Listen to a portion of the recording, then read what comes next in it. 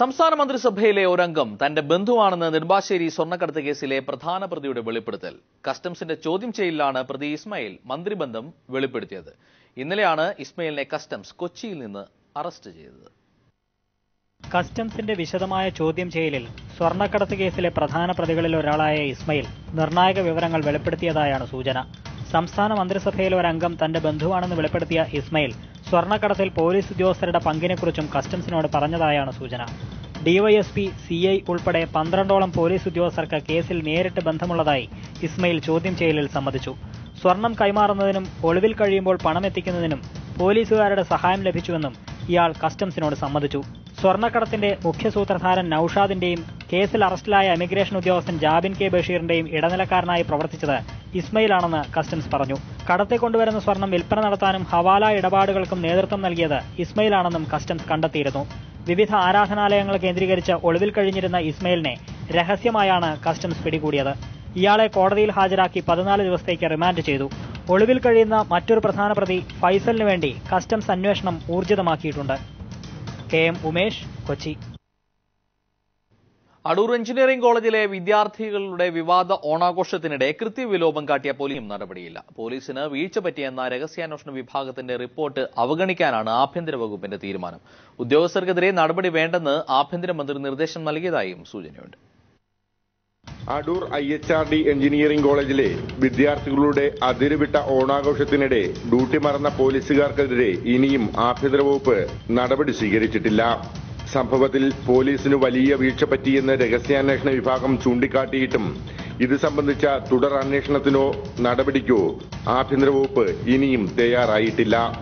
ആഭ്യന്തരമന്ത്രി രമേശ് ചെന്നിത്തലയുടെ അടുത്ത അനുയായിയും ഐ ഗ്രൂപ്പ് നേതാവുമായ വ്യക്തിയുടെ നിർദ്ദേശാനുസരണമാണ് കൃത്യനിർവഹണത്തിൽ വീഴ്ച വരുത്തിയ പോലീസുകാർക്കെതിരെ നടപടിയെടുക്കാൻ വകുപ്പ് തയ്യാറാകാത്തത് എന്നാണ് ആക്ഷേപം.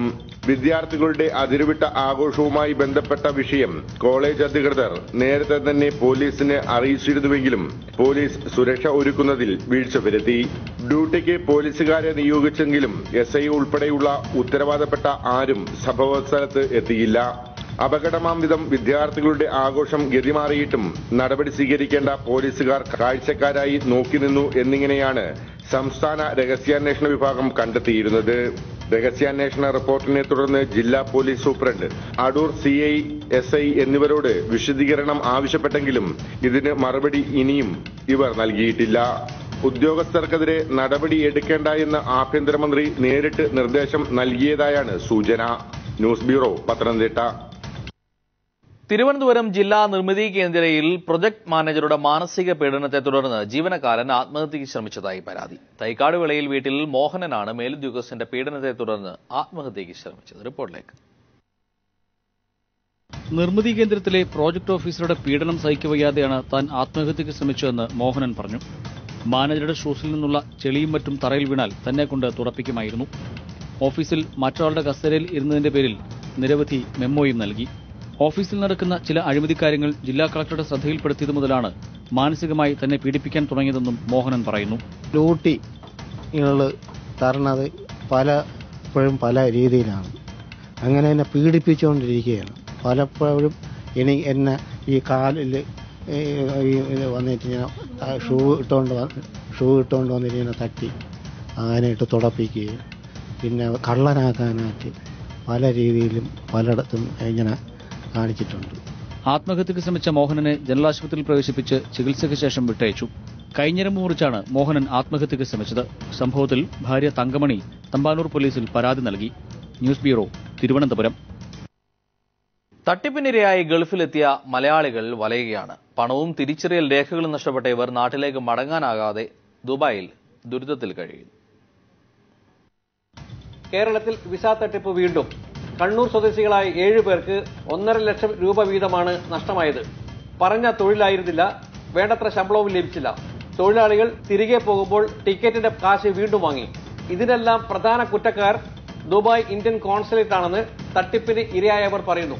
കണ്ണൂർ കൂടാളി സ്വദേശിനിയാണ് ഈ തട്ടിപ്പിന്റെ നേതൃത്വം നൽകിയത്. കൊണ്ടുവന്ന ആൾക്കാർ ഇപ്പം ഫൗസിയ നമ്മളെ കണ്ണൂർക്കാരത്തി, പിന്നെ ഇബ്രാഹിം കോഴിക്കോട്, അവർ മുഖേനയാണ് ഈ ദുബായിലുള്ള അരുണുമായിട്ട് ബന്ധപ്പെട്ടിട്ട് നമ്മളിവിടെ എത്തുന്നത്. ഈ ഓഫീസിലെത്തി നോക്കുമ്പോഴത്തേക്കും പണി മാറ്റം സാലറി കുറവ് എല്ലാം പറഞ്ഞിട്ടുള്ളത്. ഇവിടെ വന്നിട്ടുള്ള ഒരു രക്ഷപ്പെടാനുള്ള പ്രതീക്ഷയായിരുന്നു. അങ്ങനെയാണ് നമ്മുടെ ഏജന്റ് പറഞ്ഞത്. അങ്ങ് പോയാൽ നല്ല സാലറി, നല്ല പണി, എങ്ങനെയാണ് നിന്റെ കുടുംബം രക്ഷപ്പെടും എന്ന് പറഞ്ഞ് ഏജന്റ് പറഞ്ഞിട്ടാണ് ഞാൻ ഇങ്ങോട്ട് വരുന്നത്. ഇവിടെ എത്തുമ്പോൾ ഇത് നമ്മൾ പറഞ്ഞ പണിയല്ല, കാശ് ചുമക്കുന്ന പണി, അതെനിക്കാവില്ല. അതേപോലെ ഇവിടെ എത്തിയാൽ ഈ അരുൺ എന്ന് പറഞ്ഞാൽ എന്നെ വിളിച്ച് ഭീഷണിപ്പെടുത്തി ഞാൻ കേസ് കൊടുക്കൂ എന്ന് പറഞ്ഞു. വീട്ടിലെ കാര്യങ്ങളെല്ലാം നന്ന കഷ്ടപ്പാടിലാണ്. ഉള്ള ഭാര്യേൻ്റെ മാലിയും പിന്നെ എൻ്റെ അമ്മേൻ്റെ മാലിയും എല്ലാം വെച്ചിട്ടാണ് ഞാൻ ഇവിടെ വന്നിട്ടുള്ളത്. അതെല്ലാം ഏജൻറ്റോട് നമ്മൾ പറയുകയും ചെയ്തിന്, എല്ലാ സാധനങ്ങളും വെച്ചിട്ടേ വരുന്നു, വേറെ തട്ടിപ്പൊന്നും ഉണ്ടാകരുത് എന്നല്ല അവരോട് പറഞ്ഞിരുന്നു. പക്ഷെ അവരെല്ലാം ചതിക്കുക ചെയ്തിട്ടുള്ളത്. അത്യുഷ്ണത്തിൽ ജോലി ചെയ്യാൻ നിർബന്ധിക്കപ്പെട്ട ഈ യുവാക്കൾ തങ്ങൾക്ക് നഷ്ടപ്പെട്ട പണം തിരിച്ചു കിട്ടാൻ ഇടനിലക്കാരിയെ സമീപിക്കാനാണ് തീരുമാനിച്ചിട്ടുള്ളത്. ഇതിനുവേണ്ടി പോലീസിനെയും കോടതിയെയും ആശ്രയിക്കാനും അവർ തീരുമാനമെടുത്തിട്ടുണ്ട്. News bureau, Dubai. ഹൈദരാബാദിലെ സ്കൂളിൽ സഹപാഠിയുടെ അടിയേറ്റ് 10ാം ക്ലാസ്സുകാരൻ മരിച്ചു. സെന്റ് ജോസഫ് പബ്ലിക് സ്കൂളിലെ 10ാം ക്ലാസ് വിദ്യാർത്ഥി അമീർ സിദ്ദിഖിയാണ് ബുധനാഴ്ച പുലർച്ചെ ആശുപത്രിയിൽ മരണപ്പെട്ടത്. ഹൈദരാബാദിലെ സ്വകാര്യ സ്കൂളിൽ സഹപാഠികൾ തമ്മിലുണ്ടായ സംഘർഷത്തിലാണ് 10ാം ക്ലാസ്സുകാരൻ മരിച്ചത്. ചൊവ്വാഴ്ച ഉച്ചഭക്ഷണത്തിനിടെയായിരുന്നു സംഭവം. സ്കൂളിലെ CCTV ദൃശ്യങ്ങളിൽ വിദ്യാർത്ഥികൾ തമ്മിലടിക്കുന്നത് പതിഞ്ഞിട്ടുണ്ട്. അധ്യാപകർ ക്ലാസ് മുറിയിലെത്തി ഇരുവരെയും പിടിച്ചുമാറ്റിയെങ്കിലും ഒരാൾ സംഭവസ്ഥലത്ത് തന്നെ കുഴഞ്ഞു വീണു. വിദ്യാർത്ഥിയെ ഉടൻ ആശുപത്രിയിൽ പ്രവേശിപ്പിച്ച് അടിയന്തര ശസ്ത്രക്രിയയ്ക്ക് വിധേയമാക്കിയെങ്കിലും അല്പസമയത്തിനകം മരണം സംഭവിക്കുകയായിരുന്നു. തലച്ചോറിൽ രക്തം കട്ടപിടിച്ചതാണ് മരണകാരണം. നിസ്സാര കാര്യത്തെ ചൊല്ലിയുള്ള തർക്കമാണ് സംഘർഷത്തിലേക്ക് നയിച്ചതെന്നാണ് റിപ്പോർട്ടുകൾ. മരണം ആകസ്മികമാണെന്നും പ്രായപൂർത്തിയാകാത്ത വിദ്യാർത്ഥികളായതിനാൽ അറസ്റ്റ് ഉണ്ടാകില്ലെന്നും പോലീസ് അധികൃതർ వ్యక్తమాക്കി.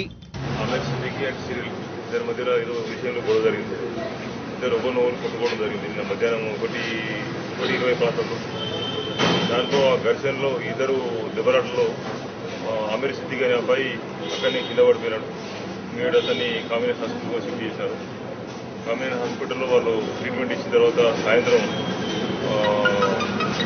అతనికి బ్రెయిన్ సర్జరీ చేయడం జరిగింది.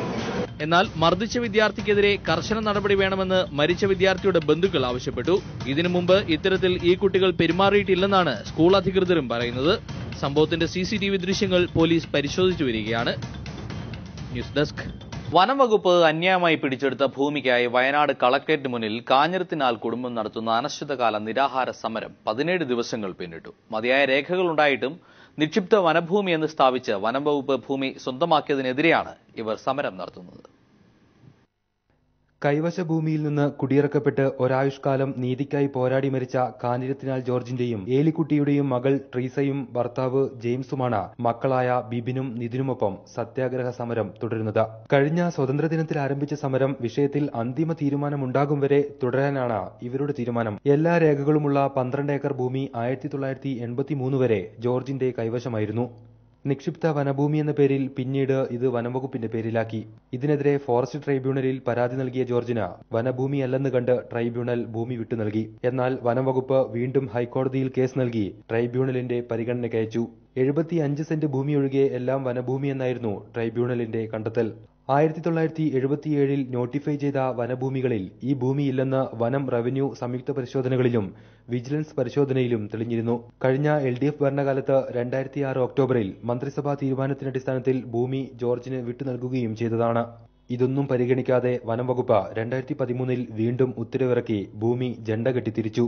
ഇത് നമ്മളിവിടെ പ്രശ്നം തീരുന്നിടം വരെ ഇവിടെ ഇരിക്കുവാണ്.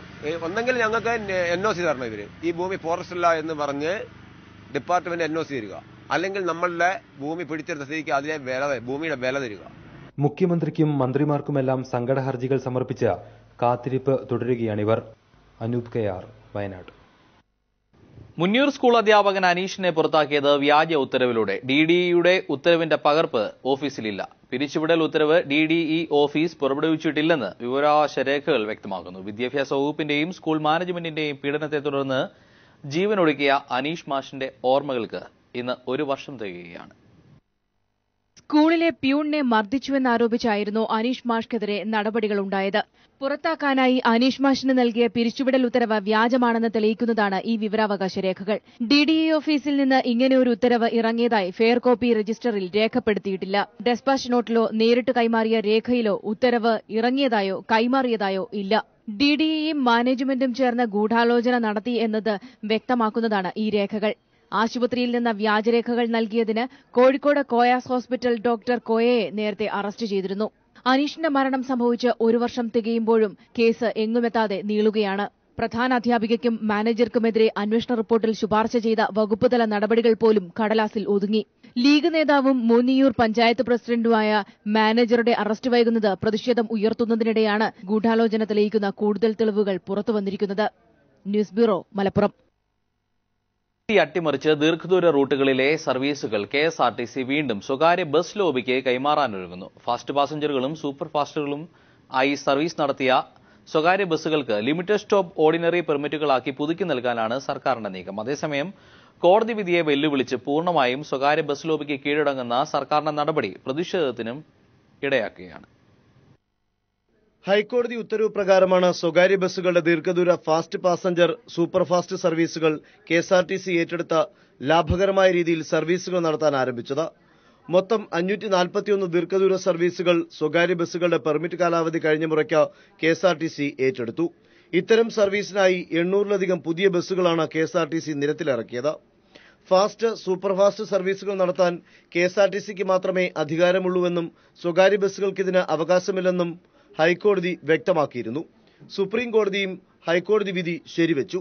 എന്നാൽ ഈ വിധിയെ വെല്ലുവിളിച്ചാണ് ദീർഘദൂര റൂട്ടുകളിലെ സർവീസ് KSRTC വീണ്ടും സ്വകാര്യ ബസ് ലോബിക്ക് കൈമാറുന്നത്.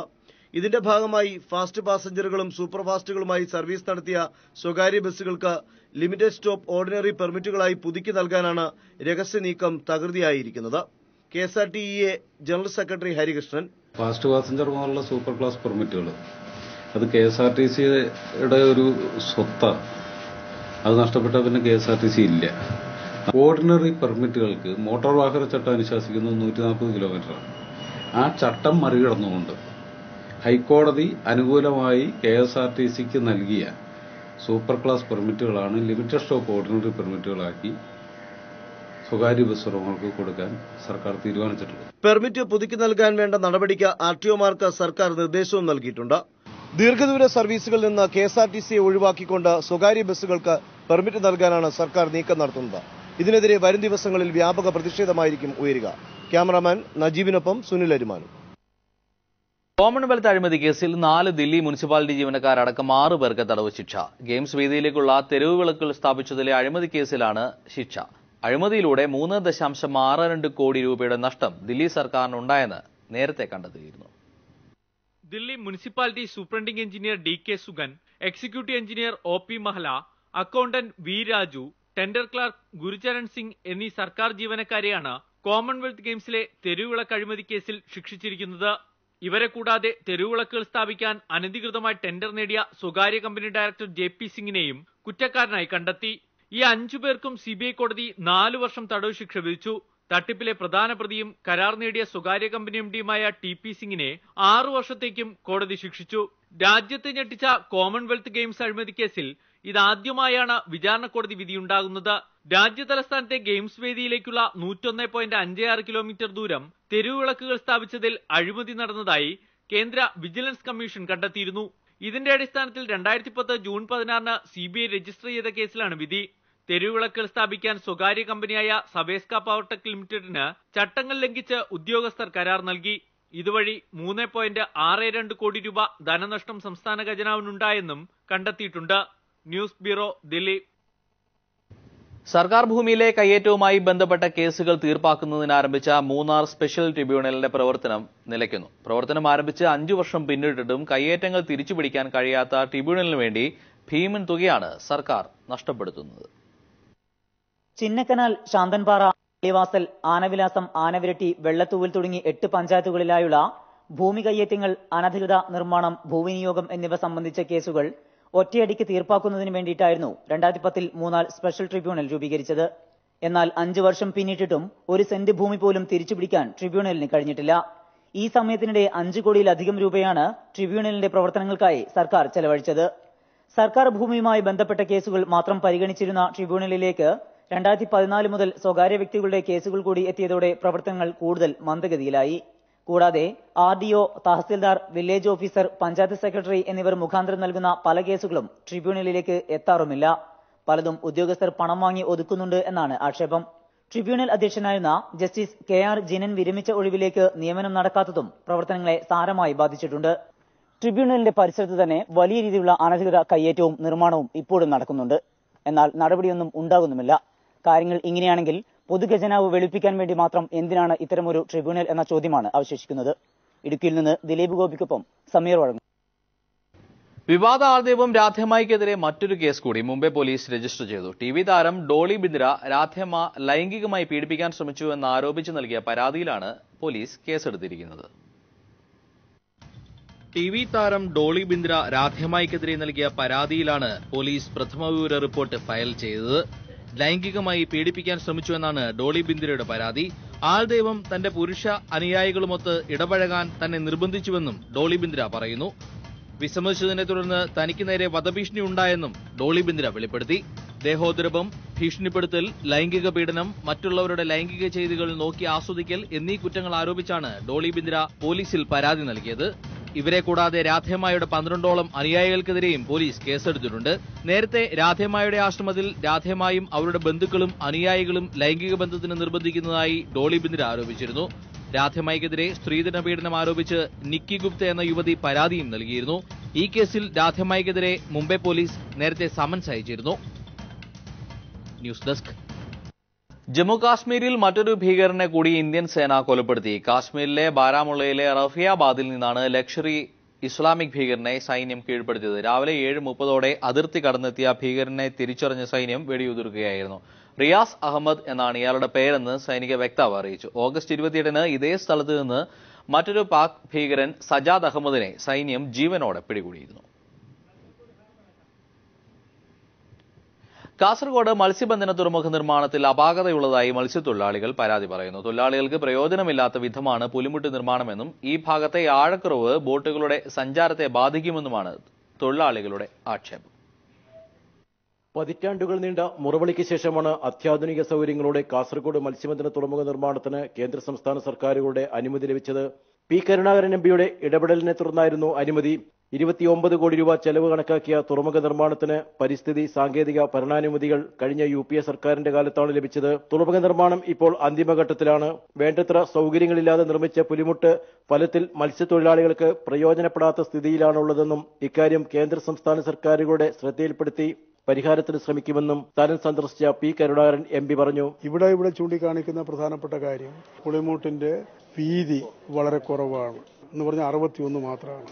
പല സ്ഥലങ്ങളെ സംബന്ധിച്ചിടത്തോളം 100-ഉം 200-ഉം വരെ. അപ്പോൾ ആഴം വർദ്ധിപ്പിക്കേണ്ടത് ആവശ്യമാണ്. കാരണം ബോട്ടുകൾ യഥാക്രമം വരുന്നതിന് വേണ്ടിയിട്ട്. അതല്ലെങ്കിൽ വേലി ഇറക്കം വരുന്ന സമയത്ത് ചിലപ്പോൾ ബോട്ട് തന്നെ തങ്ങി പോകാൻ സാധ്യതയുണ്ട്. തീർച്ചയായിട്ടും ആ കാര്യങ്ങൾ ബന്ധപ്പെട്ട മന്ത്രിമാരെയും മറ്റാൾക്കാരെയും അറിയിക്കും. ഈ 3 വിഷയങ്ങളാണ് ഇതിൽ പ്രധാനമായിട്ടുള്ളത്. കഴിഞ്ഞ LDF സർക്കാരിന്റെ കാലത്താണ് തുറമുഖ നിർമ്മാണം ആരംഭിച്ചത്. പൂനെയിലെ മറൈൻ എഞ്ചിനീയർമാരാണ് പദ്ധതി രൂപകൽപ്പന ചെയ്തത്. എന്നാൽ പ്രായോഗിക തലത്തിൽ തുറമുഖത്തിന്റെ നേട്ടം ലഭിക്കാത്ത സ്ഥിതിയിലാണെന്ന് മത്സ്യത്തൊഴിലാളികൾ പറയുന്നു. പക്ഷേ ഇപ്പോഴും ചെയ്തിരിക്കുന്ന ഈ പുതിയ ഹാർബറിന്റെ പ്രശ്നമുണ്ടല്ലേ, അത് പുളിമൂട്ട് നിർമ്മാണത്തിൽ അപാകതകൾ ഉള്ളതുകൊണ്ട് ഞങ്ങൾക്ക് മത്സ്യത്തൊഴിലാളികൾക്ക് ഈ കടൽ റഫായി നിൽക്കുന്ന സമയത്ത് യഥേഷ്ടം അകത്ത് പോകാനും വരാനുള്ള സൗകര്യം നമ്മൾക്ക് അതിൽ കാണുന്നില്ല. പുലിമുട്ടിന്റെ അഴിമുഖ ഭാഗത്ത് ഇപ്പോഴുള്ള വീതി ഇരട്ടിയാക്കുകയും ദൈർഘ്യം 300 മീറ്റർ കൂടി വർദ്ധിപ്പിക്കുകയും ചാനലിലെ ചെളി നീക്കി ആഴം കൂട്ടണമെന്നുമാണ് മത്സ്യത്തൊഴിലാളികളുടെ ആവശ്യം. ബേക്കൽ മുതൽ കുമ്പള വരെയുള്ള തീരദേശത്തെ 15,000-ഓളം മത്സ്യത്തൊഴിലാളികൾക്ക് പ്രയോജനപ്പെടേണ്ടതാണ് കാസർഗോഡ് കസബ കടപ്പുറത്ത് നിർമ്മാണം പൂർത്തിയാകുന്ന മത്സ്യബന്ധന തുറമുഖം. എന്നാൽ നിർമ്മാണത്തിലെ അപാകത മൂലം ഈ തുറമുഖം തൊഴിലാളികൾക്ക് പ്രയോജനപ്പെടില്ല എന്നുള്ളതാണ് ഇപ്പോഴത്തെ സ്ഥിതി. ക്യാമറാമാൻ ഷൈജു ബിലാത്രയ്ക്കൊപ്പം Sunny Joseph, news bureau, Kasaragod. INTC നേതാവ് ചന്ദ്രശേഖരന്റെ മകനെ KBPSൽ MD സ്ഥാനത്ത് നിയമിക്കാനുള്ള നീക്കം വിവാദമായതിനെ തുടർന്ന് സർക്കാർ പിന്മാറുന്നു. ടോമിൻ ജെ തച്ചങ്കരിക്ക് താൽക്കാലിക ചുമതല നൽകി. KBPSൽ പാർശ്വവർത്തികളെ വെച്ച് വകുപ്പ് മന്ത്രി അഴിമതി നടത്തുകയാണെന്ന് പ്രതിപക്ഷ നേതാവ് VS അച്യുതാനന്ദൻ ആരോപിച്ചു. INTUC സംസ്ഥാന അധ്യക്ഷൻ R ചന്ദ്രശേഖരന്റെ മകൻ രാഹുലിനെ KBPS MD സ്ഥാനത്ത് നിയമിക്കാനുള്ള നീക്കം പീപ്പിൾ TV പുറത്തു കൊണ്ടുവന്നിരുന്നു. അച്ചടി വകുപ്പ് മന്ത്രി KP മോഹനാണ് നിയമനത്തിന് നിർദ്ദേശം നൽകിയത്. പാഠപുസ്തക അച്ചടി വിവാദത്തിന് ശേഷം MD ആയിരുന്ന രാജമാണിക്യം ഒഴിവായതിനെ തുടർന്നായിരുന്നു നടപടി. IASകാരും IPSകാരും വഹിച്ചിരുന്ന MD പദവിയിലേക്ക് രാഹുലിനെ കൊണ്ടുവരുന്നത് പിന്നീട് വിവാദമായി. ഇതിനെ തുടർന്നാണ് നിയമന നീക്കത്തിൽ നിന്ന് സർക്കാർ പിന്മാറിയത്. ടോമിൻ ജെ തച്ചങ്കരിക്ക് അധിക ചുമതല നൽകാൻ ഇന്ന് ചേർന്ന മന്ത്രിസഭാ യോഗം തീരുമാനിച്ചു. KBPS-നെ അവതാളത്തിലാക്കി പാഠപുസ്തക അച്ചടി സർക്കാർ വൈകിപ്പിക്കുകയാണെന്ന് VS അച്യുതാനന്ദൻ പ്രസ്താവനയിൽ കുറ്റപ്പെടുത്തി. വിദ്യാഭ്യാസ മന്ത്രിക്കൊപ്പം അച്ചടി വകുപ്പ് മന്ത്രി KP മോഹനും അച്ചടി വൈകുന്നതിൽ ഉത്തരവാദിയാണ്. മുഖ്യമന്ത്രി ഇരുവർക്കും ഒത്താശ ചെയ്യുകയാണെന്നും VS കുറ്റപ്പെടുത്തി. News bureau, Thiruvananthapuram.